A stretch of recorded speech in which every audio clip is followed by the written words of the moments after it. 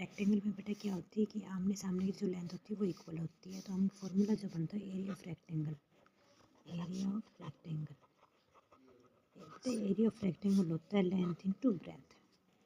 Means इस वाली length को इस वाली लेंथ से मल्टीप्लाई। अगर मेरी 5 सेंटीमीटर और ये मेरी 2 सेंटीमीटर, तो मेरा आंसर क्या आ जाएगा 5 सेंटीमीटर इंटू में 2 सेंटीमीटर, तो मेरा आंसर आ जाएगा 10 सेंटीमीटर स्क्वायर। ठीक है, इसके बाद हम इसका पेरीमीटर की बात करते हैं। किसकी बात करते हैं? पेरीमीटर की। Perimeter of a rectangle. अब हमें पता है कि एरिया का मतलब कि इसके अंदर कितना हम कर सकते हैं, लेकिन पेरीमीटर मीन्स होता है कि इसके आउटर एरिया की हम बात करते हैं। तो पेरीमीटर ऑफ रेक्टेंगल होता है हमारा 2 इंटू लेंथ प्लस ब्रेथ। ये अदर वे में हम ये भी बोल सकते हैं लेंथ प्लस ब्रेथ हम ये भी बोल सकते हैं। तो हमारा जो फॉर्मूला इसमें मैंने क्या लिया था, मैंने एज्यूम किया था जो मेरी लेंथ है वो कितनी है बेटा, लेंथ है मेरी 5 सेंटीमीटर और मेरी ब्रेथ कितनी है 2 centimetre. Then my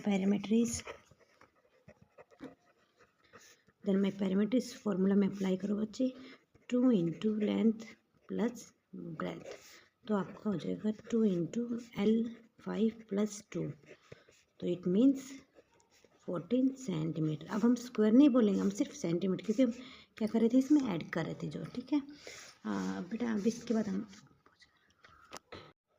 we will study about square. Square क्या होता है बेटा? स्क्वायर में भी क्या होते हैं हमारे पास 4 साइड्स होती है। कितनी साइड्स होती है? A B C, there are 4 sides. All sides are equal होती है।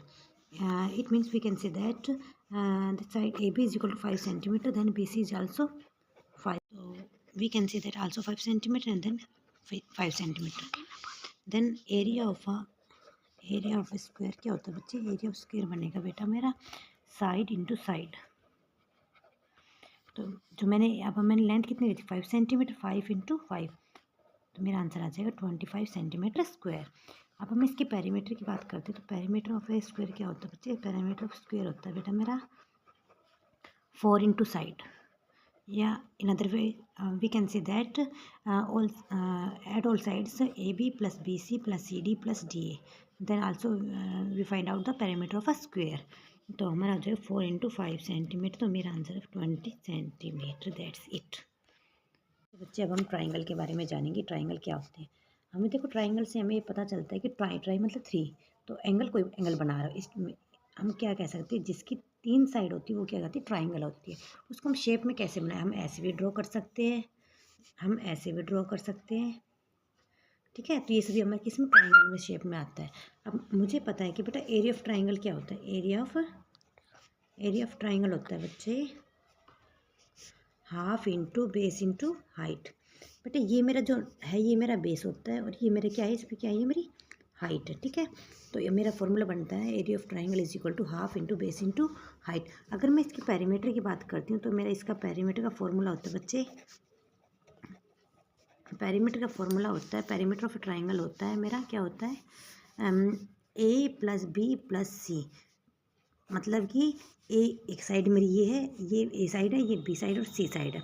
तीनों साइड को अगर मैं ऐड कर देती हूँ तो मेरा क्या बन जाएगा? Perimeter of triangle. लेकिन कभी कभी क्या होता है बच्चे कंफ्यूज हो जाते हैं कि वो कहते हैं कि नहीं मैम हम तो 3 इंटू ए भी कर सकते हैं। 3 इंटू ए आप कब करोगे? 3 इंटू ए आप जब करोगे जब मेरी सभी साइड जो होती है उनकी लेंथ इक्वल होती हो। तो हम क्या कर देंगे 3 into A.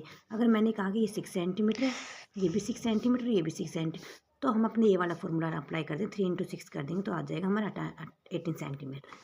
Okay, that's it. तो आज हमने क्या सीखा? आज हमने सीखा रेक्टेंगल के बारे में, स्क्वायर के बारे में और ट्राइंगल, कैसे हम इसका एरिया फाइंड आउट करते हैं और कैसे हम इसका पेरीमीटर फाइंड आउट करते हैं। Okay, that's it.